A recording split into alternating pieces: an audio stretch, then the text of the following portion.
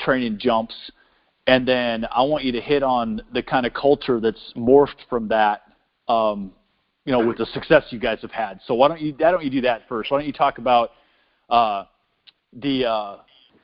the program was at as far as the jumps specifically, and what you brought to the table, and the success you had with that one gal that made it to state, and kind of the ripple effect of that. Go that route and just kind of give these guys the lay of the land there. Sure. Well, they had when I walked into that, they had a young girl who had won state in the 100 meters. I can't tell you what her time was, but she won as an 8th grader, so she could scoot. And she was a sprinter, and she was a high jumper too.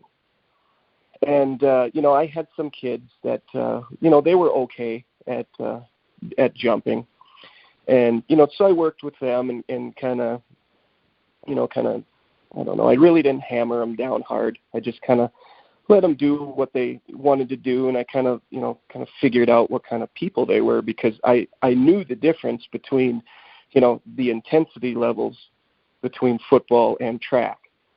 Football is, super intense, or as any other team sport is really. But track and field, that's a whole different mindset. You got to clear your mind. You got to be relaxed. You can't, with football, you can have broken fingers. You can have sore knees. You can have, even a cracked rib. There were times when when I was playing indoor, I'd broken my collarbone in a game, and I was just like, well, it might be separated. Let me just nut it up here, and ended up playing 2 more series before, I was on the verge of passing out, and the trainer was like, hey, we need to look at you. With track and field, you feel the slightest little twinge somewhere. You're like, I'm out. I can't do it. I don't know. Yep. If the wind's not blowing the right way, you're like, And so, you got to teach. I got to teach kids almost individually, and kind of figure out who they are, their personalities and stuff, because that'll help you, get them to succeed better. So I just that first year, I just kind of stepped back, and I was just kind of observing more than coaching, and kind of stepping in when I was like, okay, hey, I think this will help you out here. And, we did okay doing that. But our stud, her name is Shayla Howell. She's running at the University of Wyoming right now, running and jumping. But she had come over to me, and we actually had a conversation about giving long jump a try. And I was like, hey, if you want to try this, this is, something that I think you'd excel at, because you're fast, you're a sprinter, you have a lot of explosion, and that's ideal for this, like long jump, this specific event.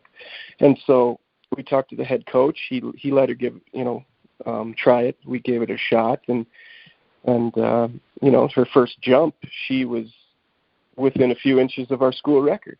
And so I was like, okay, well, this is what I know. So let's, I started like amping up my coaching. And one thing I learned from coaching football, especially like the running back positions, is your number one guy, you need to form a relationship with him that's a little different. It's separates you and him from everyone else just slightly, just a little bit, because the other guys, now they want to get on that level. You know what I'm saying? They want that with you too. And so what that did was that all the other kids that I had jumping, now they wanted that level of attention too. And so it just organically, it's kind of, effortlessly, just kind of progressed, I guess, as our unit as a whole. And we ended up, by the next track meet, we ended up breaking our school record. And then I talked to our head coach. I was like, hey, if you give me her I will teach her how to triple jump, and we will break our school record. I guarantee you. And he was like, okay, have at it. And so, I just kind of worked with her, taught her the basics, and just get her to, just to relax, have fun, and just kind of buy into it.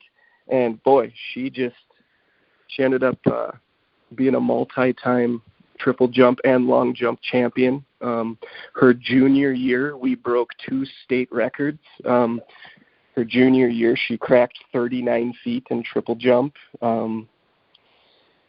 She was jumping. She jumped 18 feet in the long jump, and then her senior year, we broke the state record with a 19-foot 9 jump or whatever it was, and won state, and then set the state record. So she actually in one of her last jumps, that state meet, she had jumped behind the board. She wasn't the most consistent getting her foot on the board.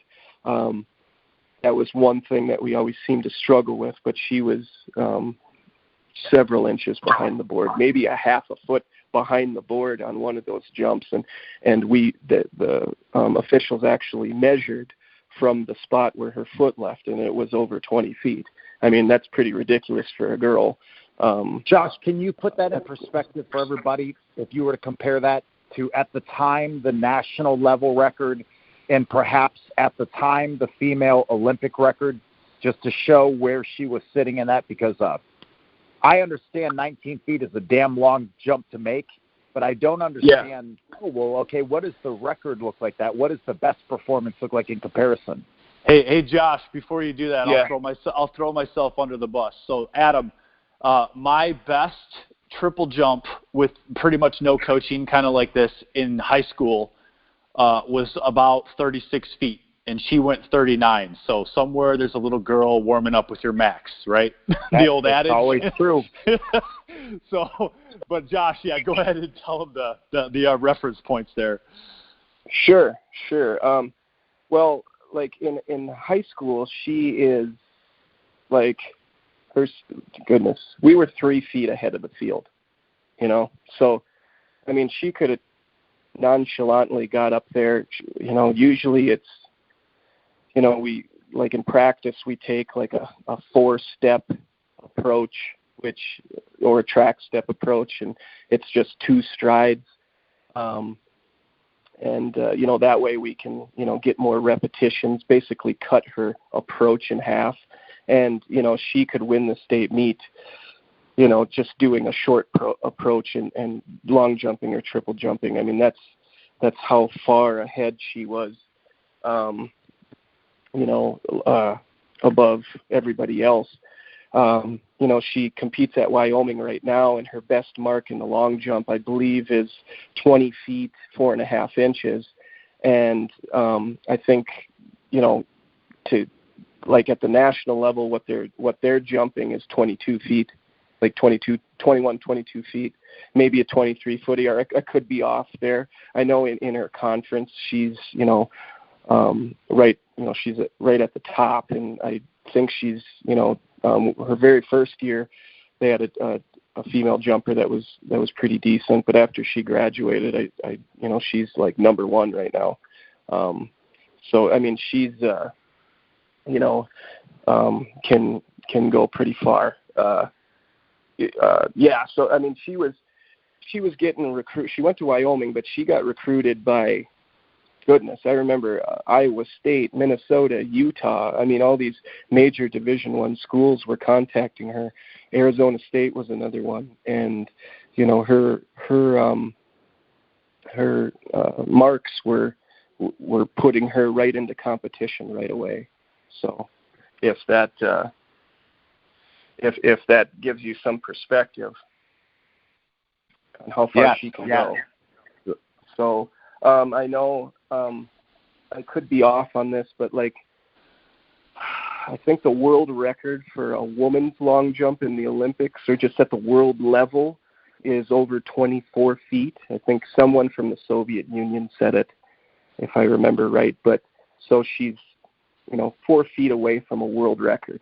And like if you take a tape measure and you lay that out on the ground and you look at that, it's like, wow, that, in the world of a jumper, that's far. But right. Like in just looking at it, you're like, no way, that's the length of my arm. That's not, doesn't seem that far at all. So she's definitely a special athlete for sure. And yeah, she's her first year running at Wyoming. She also jumped in and did some stuff with sprinting too. She was on the 4x1 team. I think she ran the second leg. They made it to nationals, so she got to run in the NCAA national meet. And I think she was the second leg, and her split was under 12 seconds. So that's pretty impressive for a female. Oh yeah. Yeah, so in the Olympics, the females are running just under 11 seconds. In the NCAAs, they're running low 11s, and for her to be in that 11-second range is pretty impressive. I still talk to her often on the phone, and I remember one time, one of the later conversations I had right around that area. I was like, well, it's kind of weird. It's like, last year we were lining up against Sturgis and Rapid City and Sioux Falls, and now you're lining up against USC and, Arizona and Oregon and what have you, and Florida, and, quite the change there. But that was very impressive what she did, what we were able to do together. And, it was kind of nice because, usually people will say, well, it's not that hard to coach a great athlete. They just go out there and they do it, But, I taught her what I knew, which at the time was a lot more than what I knew when I was in high school. And, I actually had several coaches come up to me and be like, if it wasn't for her jumps, she wouldn't have gotten where she was. So we'll tip our hat to you a little bit. So I'll take that, I'm just glad to be a part of her development. So when did she graduate, Josh? Well, let's see. She got done in 2000, was it 17? No, 18. It was 18. 18? I'm sorry. It was 18. And you started coaching there when? 4 years ago? 5 years ago? 2000. I went over there in 2014 is my first year there. Yep. So this will be technically your 6th year, but right. Okay. Yep. So now, you started to talk a little bit about this. What's blossomed from that, or what's morphed from that, from her success with the kids coming behind her, and now what's happening, what you guys have been able to start to create? Well, we've created a culture, that's for sure, a culture within our track team. And, we got so much success just from her alone. And what that did was that kind of, sparked everyone else's interest. And now everybody wants to come jump. And, when she was a senior, there were so many eyes on her.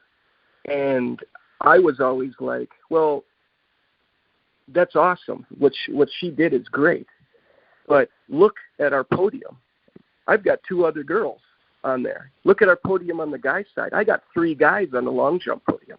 I got 3 guys on, or 2 or whatever it was on the triple jump podium. Yep. Our team is showing up, and we're showing out. And goodness, it's a process that I try to instill in these kids. It's a simple process, and it's all about building and peaking at the end.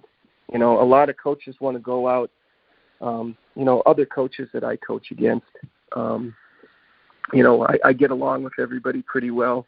I'm not I try to be friendly with everybody, but I'm competing against them. My kids are competing against their kids. And, I see them, and, some of these high school coaches, they competed in college, and they're bringing what they know, and coaching their kids that way. And, chances are they're doing the same drills that I'm doing with them. There's no secrets there. But, the difference is I get my kids to buy in. I get my kids to be excited. I keep it simple, and I keep it, well, I make it, and we keep it fun for them, if that makes sense. Yeah. So, yeah, I mean, like with Shayla's success, that really opened the door to everybody else just being like, I want that. I want to experience that. And so now I got all sorts of kids that are saying, hey, I want to come try this. Okay, great. I've got middle school coaches saying, hey, so-and-so looks pretty good. Can you work with them? Yeah, I'll work with them when it's time for them to come up. Sure, but this is what you can do with them now to help, get them ahead of the curve when they come to me, when they become a varsity athlete, a high school track athlete. And, it's all about fundamentals and repetition and, just instilling that, going through the basics over and over and over again, not to where they can remember them, but to where they can't forget them if they tried. They could do them in their sleep. And